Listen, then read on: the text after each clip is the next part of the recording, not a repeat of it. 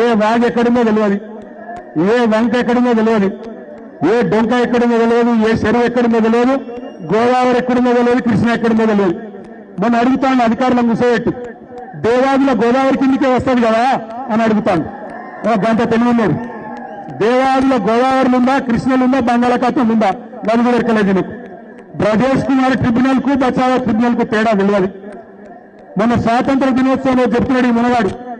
స్వాతంత్ర దినోత్సవం రోజు ఒక ముఖ్యమంత్రి మాట్లాడే మాటలు ఎంత ఆలోచించి మాట్లాడాలి, ఎంత పొదుపుగా మాట్లాడాలి. ఈ మునగాడు చెప్తున్నాడు హైదరాబాద్ లో ఏమని, బాక్రా నంగల్ ప్రాజెక్టు తెలంగాణలో ఉన్నది అని చెప్తున్నాడు. బాక్రా నంగల్ ప్రాజెక్ట్ ఎక్కడున్నది? ఉత్తర భారతదేశంలో హిమాచల్ ప్రదేశ్ లో ఉన్నది. దాన్ని మరి ఈయన ఎప్పుడు గుంజుకొచ్చిందో ఇక్కడికి నాకైతే తెలియదు. ఈ మునగాడట బాక్రా నంగల్ ఎక్కడుందో తెలియనోడు.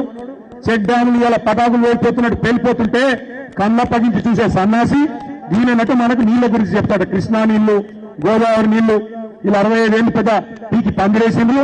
ఈయన వచ్చి చెప్తాడట కాంగ్రెస్ వాళ్ళ తరఫున మేము ఇది చేసినాం అది చేసినాం అని. ఇంకా ఆపాడడానికి మేము కూర్చోవాలన్నట్టు.